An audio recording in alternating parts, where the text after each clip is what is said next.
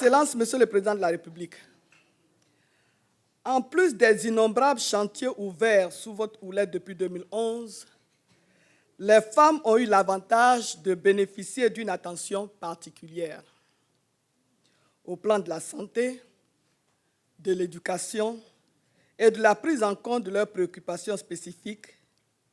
Elles vous doivent beaucoup, Monsieur le Président. Elles ont tenu à vous le dire de vive voix. Nous avons donc voulu faire du rendez-vous du 8 avril 2017 une occasion de consolider les relations qui nous lient à votre illustre personne. Aujourd'hui encore, nous voudrions vous réitérer notre attachement. Cette audience marque l'importance que vous accordez aux préoccupations des femmes de Côte d'Ivoire. Vous avez posé de nombreuses actions, notamment dans le domaine économique et social, concrétisées, entre autres, par la construction d'infrastructures, par le programme de scolarisation obligatoire qui met l'accent sur l'éducation de la jeune fille.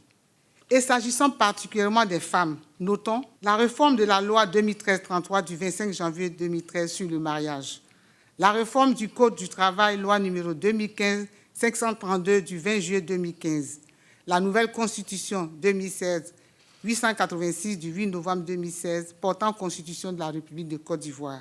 Toutes ces réformes ont contribué à la promotion des droits de la femme, au renforcement de ses droits dans la rupture du contrat de travail et des congés de maternité, à asseoir le principe de la promotion de la femme et de la parité dans tous les domaines de la politique sociale et économique, qui se traduit par la nomination des femmes pour la première fois à certains postes, tels que le poste de la grande chancelière, Mme Henriette Dagui-Diabaté.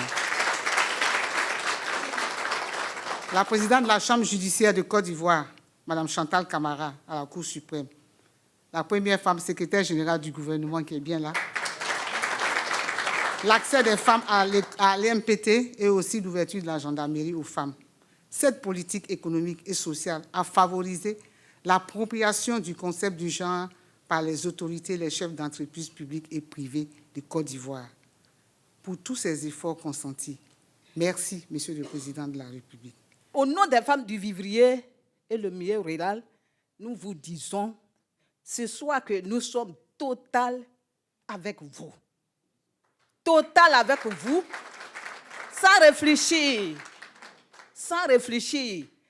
Parce qu'il n'y a pas ton deux. Je voyage. Je vais dans les pays. Mais quand j'arrive, je fais mon petit malin. Quand on me voit, on dit, bon, madame, Irelou, ça va? Je dis, ça va très bien. Vous êtes de quel pays? Je dis, je viens de la Côte d'Ivoire. On dit, oh, bravo. C'est pourquoi ce soir, je suis dans la joie. Parce que c'est ça. Un bon président, ça fait vivre un bon pays. Aujourd'hui, la Côte d'Ivoire est disposée. La Côte d'Ivoire est tellement meilleure. Les femmes rurales, ils ont un seul problème, qui est que j'ai aimé ma route aujourd'hui, je prends mon vivrier, je monte dans le camion, j'arrive à Abidjan, à l'heure que je faisais 4 heures du temps. À 1h30, je suis à Abidjan. Les camions qui tombaient beaucoup aujourd'hui, là, quand les gens prennent la route, ils ne voient pas les bananes, au moins la semaine comme ça, on peut faire renverser plus de 20 camions de bananes qui sont renversés sur la route. Mais aujourd'hui, il n'y en a pas. Parce que tu as travaillé. On te félicite. Continuez. On est derrière. Grâce à toi, les Blancs, comme ça, ils ont confiance en nous aujourd'hui, mais ils nous connaissent où, si ce n'est pas toi. Donc les Blancs, là, je vais te les déposer. Parce que c'est à cause de toi, ils sont venus. Je vous remercie, Monsieur le Président, que Dieu vous bénisse. Nous avons, nous, au niveau du gouvernement, sur ce que nous pouvions faire, comme l'a dit Colette, c'est vraiment mettre l'accent sur l'amélioration des conditions de vie.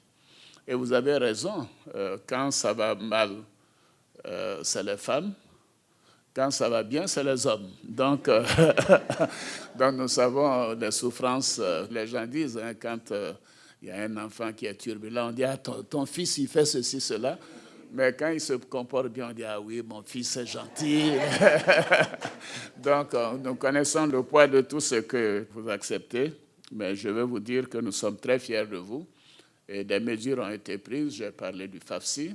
Nous continuerons d'avancer dans ce domaine, surtout dans le domaine de la représentation effective des femmes dans les institutions, comme je l'ai dit, au gouvernement, à l'Assemblée, le nombre de postes de responsabilité, les élections, les députés, les maires, et tout cela, je trouve, n'avance pas suffisamment vite. Mais évidemment, ce sont des élections et peut-être qu'il nous faut, Monsieur le ministre de l'Intérieur, développer un système qui force la politique du genre. Moi, j'y crois personnellement. Les femmes ont beaucoup contribué à l'indépendance de notre pays. Elles contribuent au développement de notre pays. Elles font beaucoup, mais je suis souvent triste de voir que, par exemple, au niveau de l'Assemblée, le pourcentage des femmes n'est que de 15% à peu près, ce qui est très faible. Et il faut qu'on fasse beaucoup plus. Et la Constitution ne suffit pas, il faut la volonté politique. Et la volonté politique n'est pas seulement celle du président, mais de chacun des citoyens. Et nous avons besoin de développer et de renforcer ce que j'appelle ce concept d'ivoirien nouveau.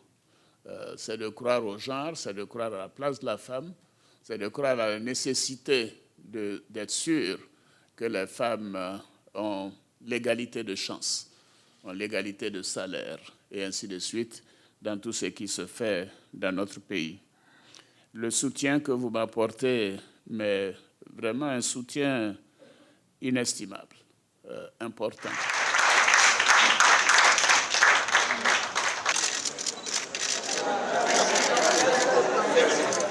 Lorsque les femmes sont derrière un homme, il réussit toujours. Les femmes de Côte d'Ivoire ont décidé de soutenir le président Alassane Ouattara pour les actions qu'il a posées depuis qu'il est à la tête de la Côte d'Ivoire. Nous avons apprécié cette rencontre et comme il dit qu'il va encore nous recevoir, nous allons faire en sorte de nous mobiliser davantage. Mais nous allons déjà investir le terrain et nous disons merci. Moi, je lui dis déjà merci pour mes châteaux d'eau de Bédiala et de Lienoufla. C'est déjà lui dire merci. Merci de penser à nous les femmes et merci pour ce qu'il fera pour nous. Parce qu'effectivement, nous sommes venus lui dire qu'il doit compter sur nous.